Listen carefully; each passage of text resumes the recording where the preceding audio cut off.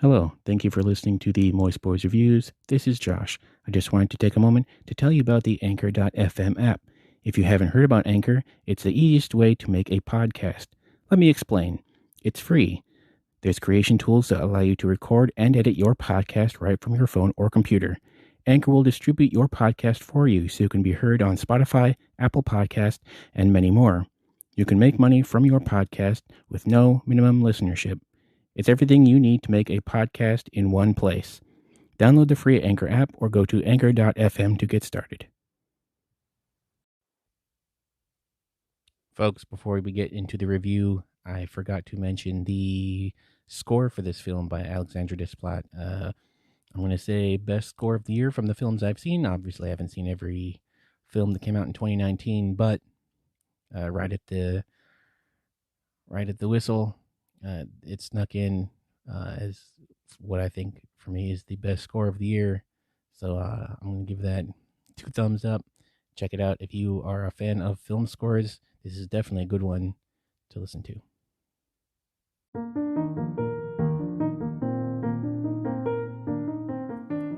What's up, everybody? Welcome to the new year. It's 2020.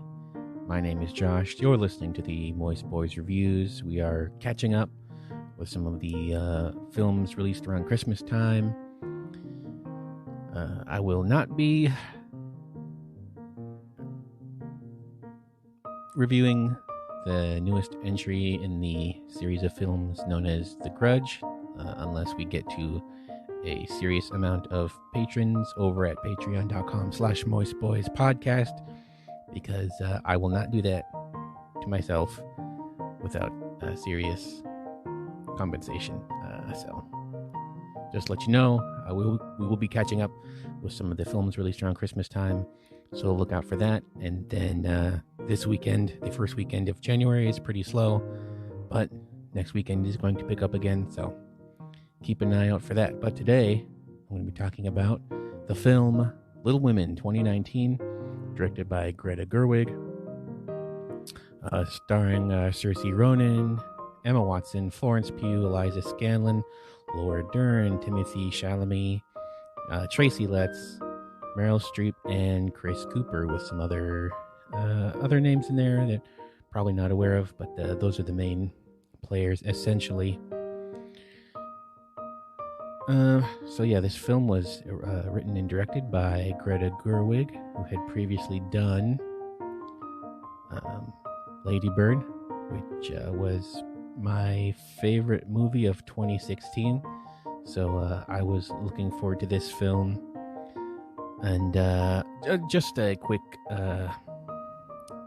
comment before I get into the rest of the review. I just wanted to mention that if you have no interest in seeing this movie, or you don't want to watch this movie, or you don't like this movie, that's perfectly fine. There's liking this movie is not a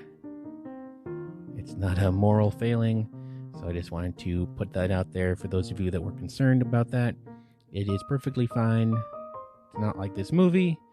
It's obviously a period piece, so that's that might put some people off.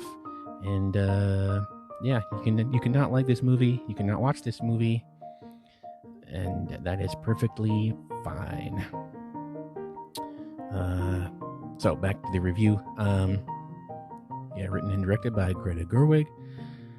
So I was looking forward to this movie up until some of the discourse around it kind of put me off a little bit, but I decided I would do it, and I will say that I'm glad I did. I think this is a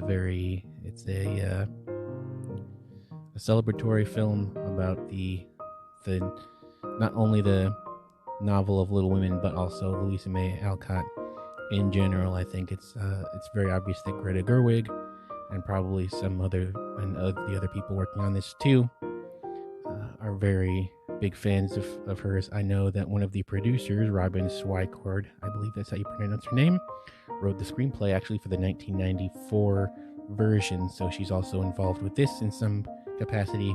So I think it's very obvious that this is made by a group of people that are very have a lot of connection to the source material. I think performance-wise, these are good performances all around. Some do get,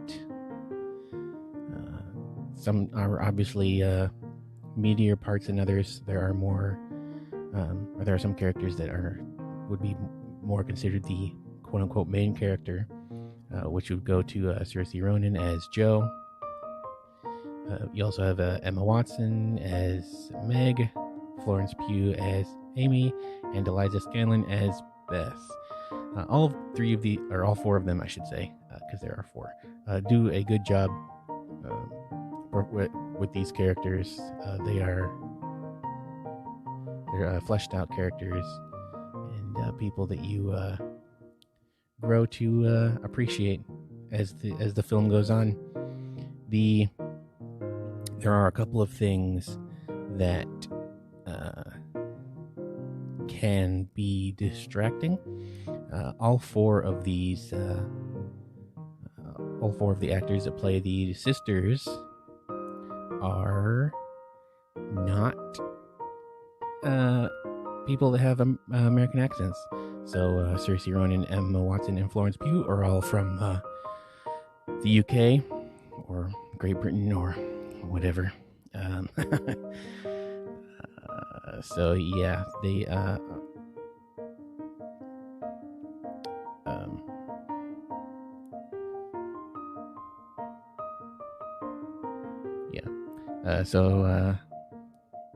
they are all from the UK, and then Eliza Scanlen is actually Australian. And if you're thinking to yourself, I wonder if sometimes their accents sort of slip in and out, the answer would be yes. They actually does, and that happens essentially anytime you get people doing accents that are not theirs. I think there are a few actors that can actually get away with doing accents convincingly, and I'll give them they got it 90% right, but there is every once in a while, particularly if there is any sort of high emotional scenes that they have to perform, where those accents kind of slip out in and out a little bit. It is a little distracting at one point. The sisters put on fake British accents, so that kind of throws a little wrench in it too, because essentially for most of them, they just do their actual accents, which is that can get distracting. I know the one that comes out on top is Saoirse Ronan, who between this and Lady Bird has kind of fine-tuned an American accent. The others, it comes in and out. The other big performance that I want to shout out is Laura Dern, turning in another performance, as she is great as always.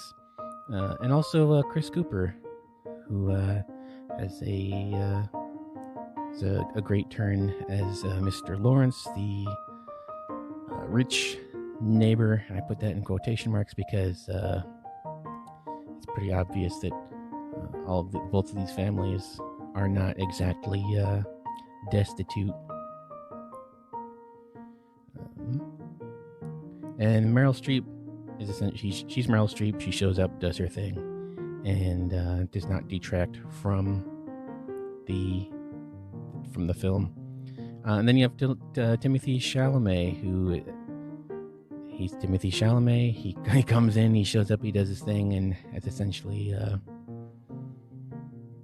I don't have any strong opinions about his performance either way.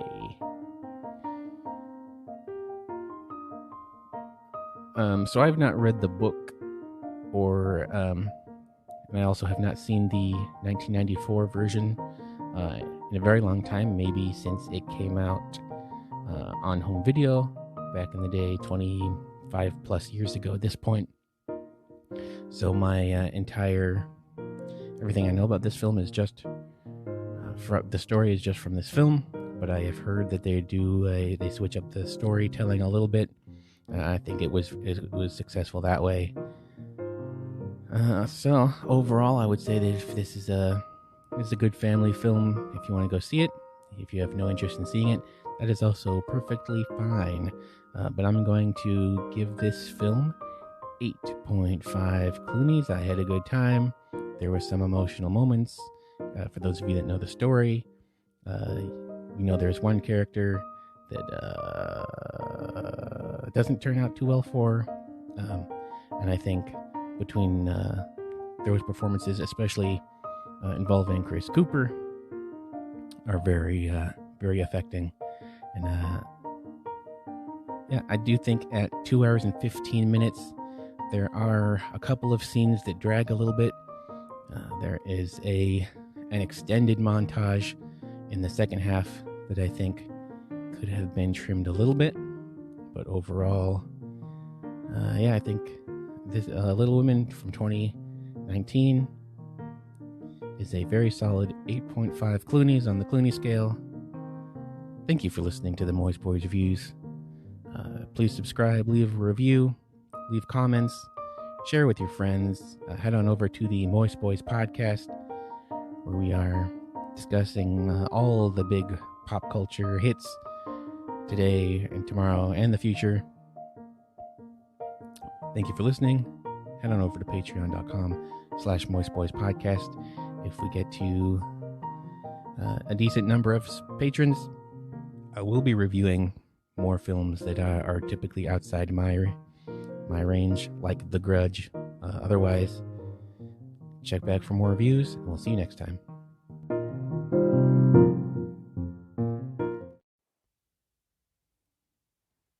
One last thing before I say goodbye. There is my biggest criticism of the film that I forgot to put in the main chunk of this episode, but it is the ages of the characters. When you have all actors that are in their mid to early 20s, it does get kind of distracting when you have to remind yourself that they are at times playing 10 to 13-year-old characters. That is never very convincing, but not hugely distracting. But you will have to remind yourself periodically throughout the film that, these are 12 and 10 and 13-year-old characters for the younger ones, the younger actors, which does get a little distracting because they do not appear to be that age. That's my biggest criticism of the film. It's not a deal breaker, but it can be distracting. So thank you for listening, and I will let you get back to it.